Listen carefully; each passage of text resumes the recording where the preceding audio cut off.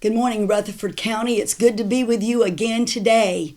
Yes, this is Connie Davies, but I'm not the one sharing today. I brought a friend along with me that I've known since the mid-90s, I think. We tried to figure out how long it's been since we've known each other, but we've known each other for a long time. This is Priscilla Resende. She is from Brazil, but is now here in the United States with us. And she has a testimony that I think many of you will be able to identify with, bits and pieces of it as she goes along the way. But one of the things that I know about Priscilla is that with all of the things that she went through as a child in Brazil, that God's keeping power was certainly on her life. She can look back and see where God brought her through a journey that was quite incredible. Different places even around the world, and ended up here in the United States with us. And we love having Priscilla and her family with us at the Word of Faith Fellowship. Her children, she's got 3 beautiful children that are my students, and I love those children. They're just precious. But when you hear her testimony, and then you see where God has brought her today, you'll know that God's hand has truly been on her life. And I know that her testimony will be an encouragement to many of you. That's why we're here to share what God has done in her life for it to be an encouragement. So please listen carefully as Priscilla tells you some of the details of her story. I know you're going to be blessed today. So Priscilla, I'm going to leave it with you. Thank you so much, Connie. And it is a pleasure to be here. I want to begin by saying that I think the summary of my testimony is no matter what could ever happen to you, no matter what you ever go through in your life, if there is a cry in your heart that you want Jesus, He will move mountains, literally, for you to find Him and for you to serve Him. That's right. And He will give you the life that He planned for you that would have been anything way better than anything you could have ever imagined. And that's what He did for me. Like Connie said, I was born in Brazil. I was born to a family that had a Christian background, but we never, ever went to church. My dad was an engineer and a senior computer system analyst for IBM. He was extremely intelligent and he was very successful, but he did not have a heart for God whatsoever. My mom and dad had a very, very troubled marriage, very troubled. There was a lot of fighting, there was a lot of strife. And growing up in that environment was extremely difficult. I remember when I was 6 years old, I was at a place where there was an image, some Catholic image, and I didn't know. I knew there was a God. Like I said, we had a Christian background, but I really did not know how to pray. I didn't know how to seek God. But I was 6, and things at home were so bad that I bowed to that image, and I said, if you are God, or if God is out there somewhere, would you please help me? And I'm sharing this because I know that cry in my heart when I was 6 held me through all the years in my life, and it never left me. So as the years went on, the fighting between my parents got worse. And probably when I was about 9, they separated for the first time. They never divorced, but they separated. We moved in with my mom's mom and dad, my grandparents. My grandparents were Christians. They were very faithful in church, and it brought a measure of a stability to me, and I loved them with my whole heart, and I loved being with them. But my mom and dad, although they were separated, they were very much together. So they would fight. We would move in with my grandparents. They'd get back together. We would move back in together. And that went on for some time until the last time we were moving back in with my dad. And I was so devastated because I had started going to church with my grandmother.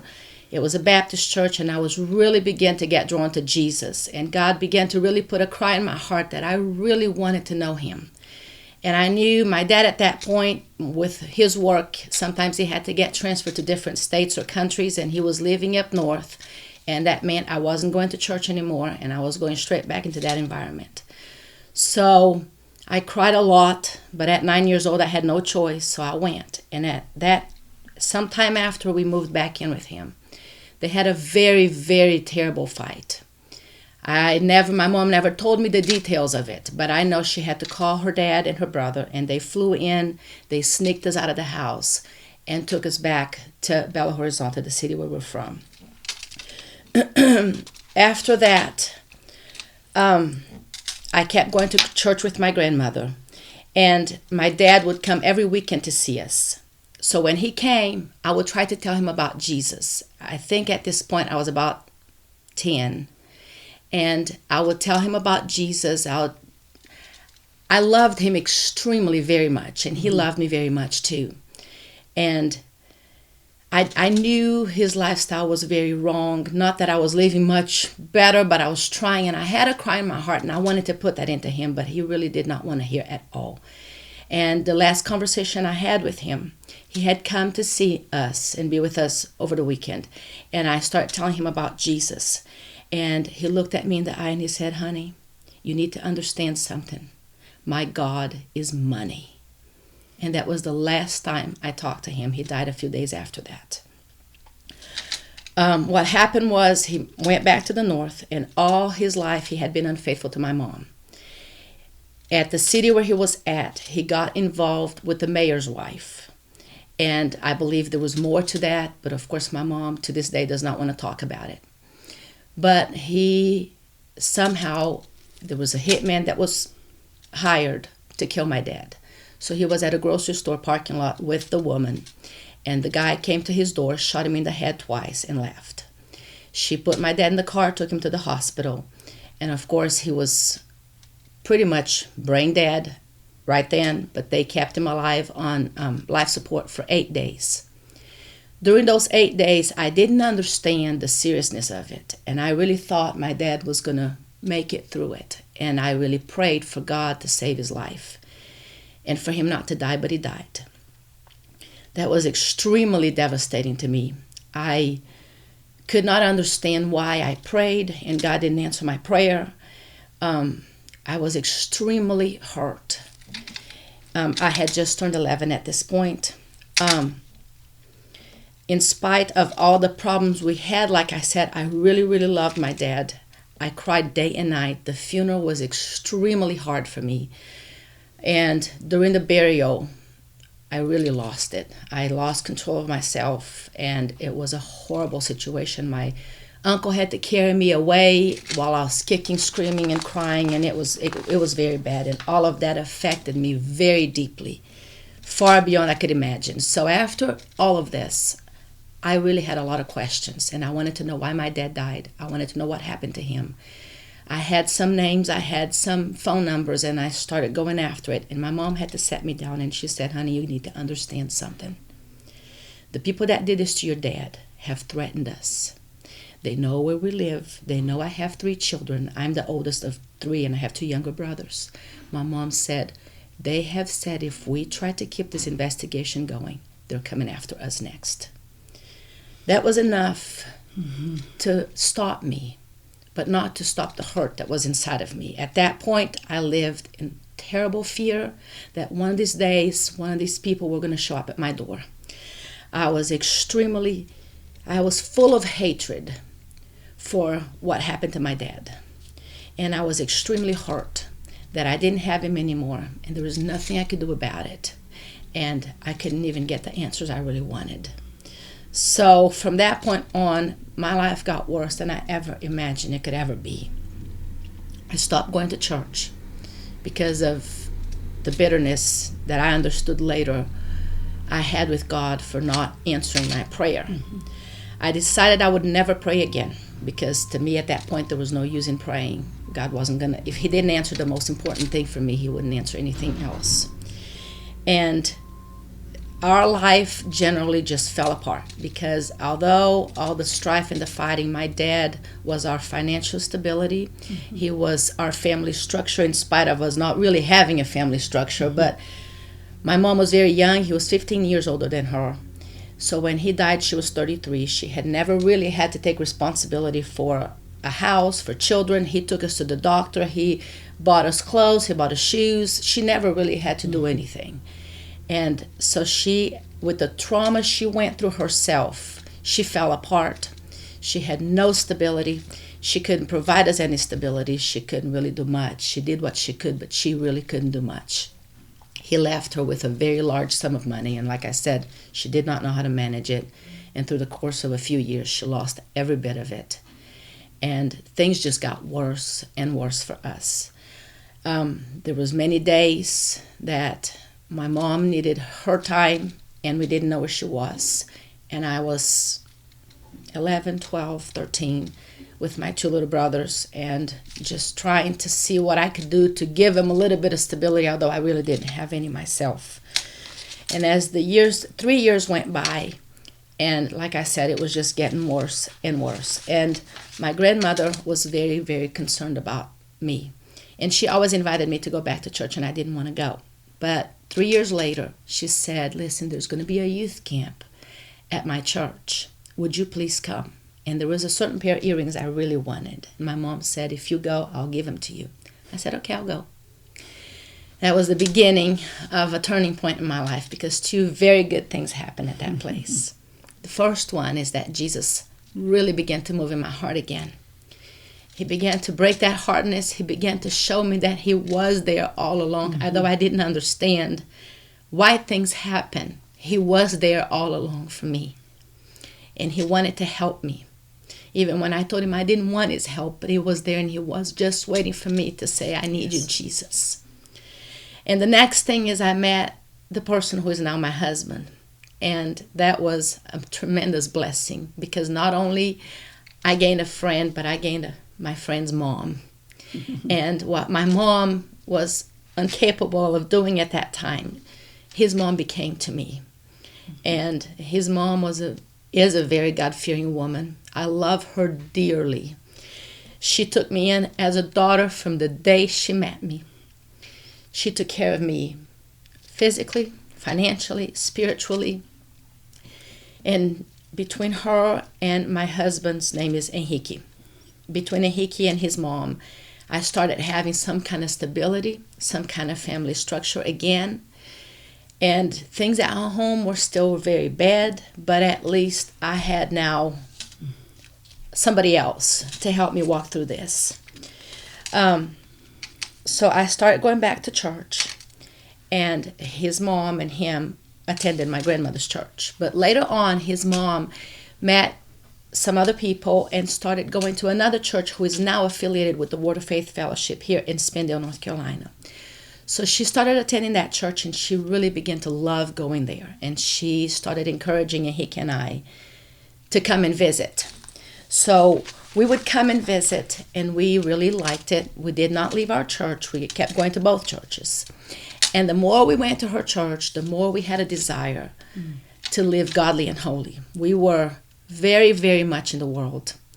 But we both had a desire to serve God. But we basically lived in Romans 7. Romans 7 talks about a man that has a desire to serve God, but doesn't have the power to do it. So you really live a frustrated life. You hate your sin, but you love it because you keep doing it. And you wish you didn't. And it's very, very full of frustration, very full of condemnation. And you really need Jesus to come out of this. You can't change until you surrender your whole heart to Jesus and let him have every area of your heart. Because one thing I learned with God, you can't give him half. You can't give him 99%. You give him all, or you can't have any of him. That's right. He wants your whole heart. And if we hold something back thinking, but I like this so much, you don't know that what he has to give you is so much more and so much better. That's right. And it took me a few years to realize that. But I believe that cry that was in my heart all along kept me. Even in the hardest days, in the hardest times, in the hardest decisions, it kept me. That's right. So we were going to his mom's church, and the pastor announced that there was going to be a seminar. It was going to be a youth seminar. And some youth from the Word of Faith Fellowship were going to come. And that pastor said, if you have a need, pray. And God will answer your prayer at the seminar. And I hadn't prayed for 6 years. And I thought, well, my life is so bad right now. I'm going to try. And I prayed. And besides that, I wrote a letter to God. And in that letter, I wrote all the sin I was in and everything I wanted delivered from. And I hid that letter in my bedroom. And just as a note here, I was very, very new in the church. I was really, really not a member. Nobody knew where I lived. Nobody knew about that letter. Nobody read it. Nobody found it. But I went to that seminar, And the seminar went on and nothing happened. And in the last service, I said, Jesus, you did not answer my prayer again. And they said they were going to have prayer groups.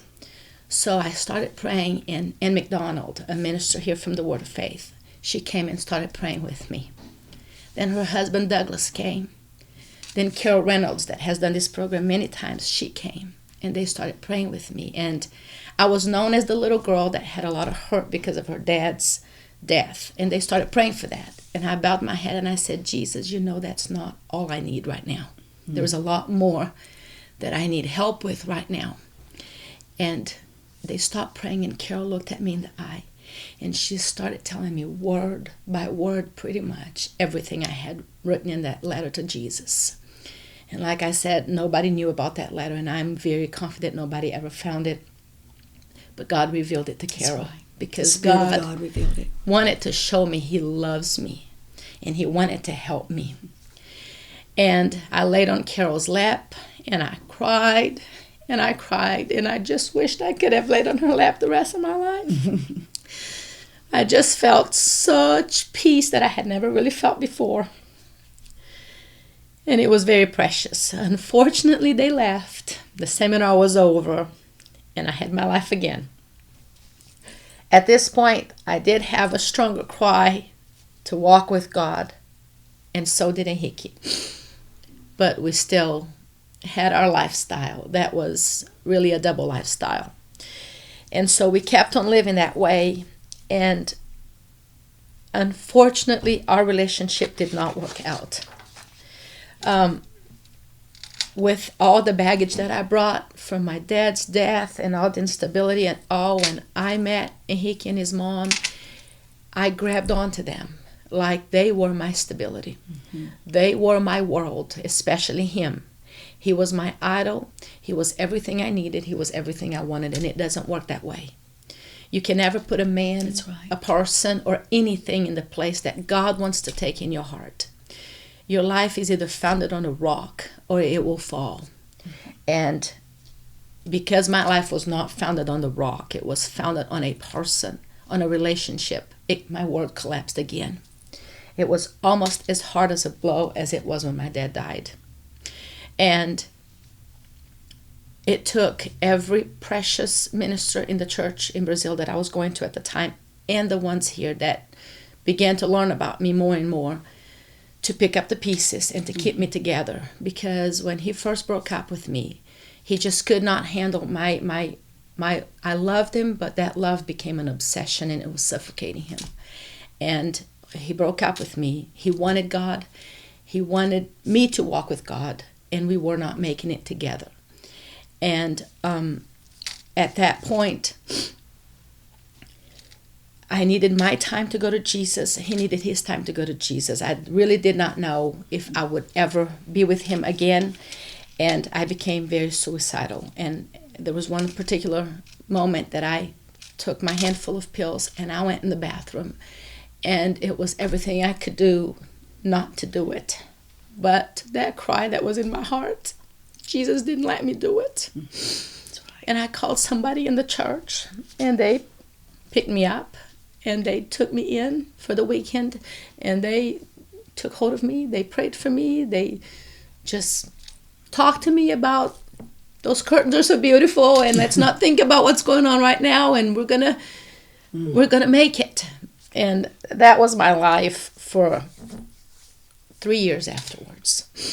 I can never thank enough the people of God in that church and in this church. We had youth seminars once a year, and Robin, the Pastor Sam and Jane's daughter, Robin, every time she came, it was a crowd of hundreds of people. She would find me in that crowd. Robin, Holly, Morris, and Lynn Millwood. And they would always pray for me. They would always talk to me. They would always encourage me. And I know those things, those people that God used in my life were used by God to keep me to this day, along with that cry that I had in my heart. I kept going to the church, which was the same church that Ahiki went to, and it was very awkward being in that church with him. I had a very great mixture of feelings towards him. Most of them were not very good feelings at all. And it started being very difficult for me. But I kept crying out to God that I wanted to serve him, and I wanted to serve him. And 3 years later, I finally came to a place that if I never married him, I just wanted to serve Jesus. And whatever God intended for my life, if I never married anybody, I just wanted to serve Jesus. And during that time, God was doing the same work in his heart. And out of that place, God could move in his heart, and he asked if I was willing to try again this time. But this time, do it God's way, do it right. And of course, I was ready to at that point. And I can never thank enough the people of God in my church in Brazil, in the Word of Faith Fellowship, that all through this process, they held our hand, whether we were together or separated. They held our hand. They taught us God's ways. And when we began walking together as friends again, I'd say especially Frank and Robin, and Mark and Holly and Rusty and Lynn. There was many others, Brooke and Kent, Sam and Jane, but those 6, they stuck with us. Whether we would come for the seminars here or they would go to Brazil, they stuck with us. They took us by the hand. They helped us to walk with Jesus. They taught us what God was teaching them. And one place that always held me was the first time I ever read my Bible. I was 9 years old, and I read Psalm 121. A friend, I was in a little Bible class, and they said open to Psalms, and I said, what is Psalms? And she said, just open your Bible in the middle, you will find it. So when I opened, I realized the Bible had books, the Bible had chapters and verses. And so the pastor said, go to Psalm 121, and I'm just going to read a little section of it, and it says, I will lift my eyes to the hills. From where shall my help come? My help comes from the Lord, who made the heaven and earth. And a couple verses down, it says, the Lord will protect you from all evil, and he will keep your life. And God did that for me. From the time I read this at 9 years old, all the way through my life, God did that for me. He protected my life from evil. He kept my life many, many, many times. And many times when I was so desperate and I lifted my eyes to the hills and I thought, what am I going to do now? Who's going to help me? My help came from the Lord who made heaven and earth. And like I said, after 3 years, we got back together. We walked out of friendship relationship. We learned how to be true friends. A love began to grow in our heart that was very, very different from the first time. It was a genuine love. It was a pure love. And it was a true love of God. And that love created a bond between us with Jesus being first and foremost in our life. At that point, God was the most important thing in my life. God was the most important thing in Ehike's life. We both wanted each other to serve Jesus. We both wanted to love God with all our heart. And we loved each other very, very much. We still do to this day. It has grown. Our love has grown greater, and our life has grown better after 22 years of marriage. We married a year after we started being friends again, and we've been together for 22 years. We have 3 beautiful children that we love very much, that God blessed us with. The life that I have today, I could have never imagined ever that God would ever give it to us. But I want to go back to one point, because after I was here for some time, we had a seminar. And in that seminar, they started talking about bitterness. And I always had that one thing in there, that I always wanted to understand about my father's death. And when that seminar went on, God began to speak personally to me. That when my dad died, I got very bitter at God. And where I thought God didn't answer my prayer, but that's not what happened. God showed me that it's not his will that any man should perish. He wants everybody to be saved, to walk with Jesus, and to have the good life that he has planned for us. But God always gave each man a will. And we have to choose. We have choices to make in life. My dad had a will. My dad made choices. My dad decided the paths he wanted to go. And at every point when God came to him, and I am sure that there was other times besides the times I tried to talk to him that God came to him. But at every point, he rejected God. He did not want God. He didn't want to hear about it. He really didn't have time for God. He was too intelligent. He was too intellectual, and he did not want God. And the choices he made opened the doors that he went through, and it traced the path for his life that took him to the grave. And the way I saw it, it tied God's hands. It's not that it's not that God didn't want to help That's my right. dad. My dad did not want God's help. And I saw, the same way there was times in my life, not that I didn't have that cry in my heart, but I wasn't ready to give it all up.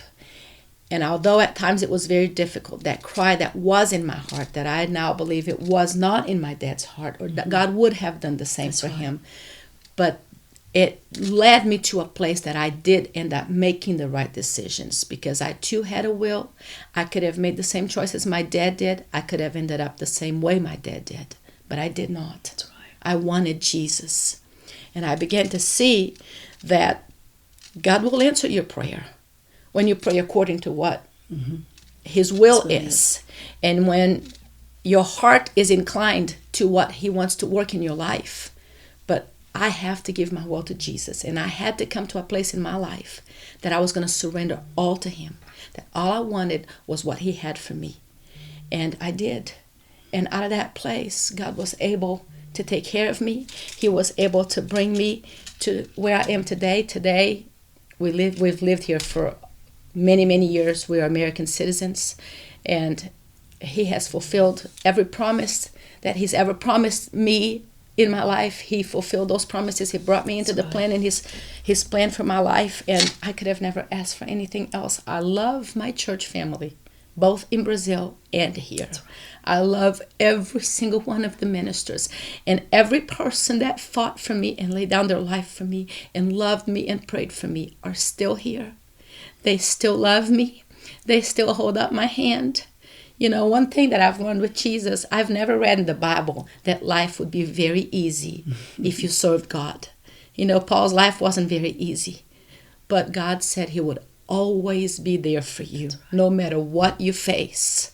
If you turn to him, you will find him. And that's the main thing that I want to encourage anybody that's listening today. Jesus listened to my cry. Even when it seemed so dark, I could lift my eyes to the hills and know that my help came from the Lord. The Lord used my grandmother. The Lord used the ministers in my church in Brazil. The Lord used Sam and Jane Whaley, Kent Brooke Covington. The Lord used Frank and Robin Webster, Mark and Holly Morris, Rusty and Lynn Millwood, Jane Calder and David Calder, Connie, Carol, Douglas, and I could go on and on. Logan, that helps with the radio program, he would always bring me a piece of candy. He was 14 the first time I came, and I could always count on Logan coming around with a piece of candy. And little things like this were such the love of Jesus, just to keep me in that place of knowing where does my help come from. And I don't ever want to forget. You never leave that place, Priscilla. As you're talking, as I've learned more about you through this, I kept thinking about a song that we sing. And I think it's very appropriate for your testimony. It says, something beautiful, something good. All my confusion, you understood. All I had to offer him was brokenness and strife and bitterness and hurt. But he made something beautiful of my life. When I heard Priscilla's testimony, it's hard to even imagine her being the way she was, because her life is so beautiful. Her family is so beautiful. Everything that God has done in her life is so wonderful. And I'm so grateful that that place of surrender was in your heart. That began way back as a child. Even though you didn't know, that one small place where you had a cry in your heart for God made a way for God to have a hold of your life and make something beautiful of it. It's been wonderful being with you today and sharing with Priscilla, her telling you about her life and what God did to help her. And, God is no respecter of persons. What God did for Priscilla, He can do for any one of us if we have that cry in our heart. If we look to God and we see Him as our help and our source for life, He's there for you as well. So I hope that you're encouraged today. Please listen to our radio shows. We have now over 2 years worth of radio shows of testimonies of people who have had similar situations. To be encouraged, go to wordoffaithfellowship.org and you will see and hear many like testimonies that should be a great encouragement. Thank you again for sharing with us today, being with us this hour. We'll see you again on Wednesday.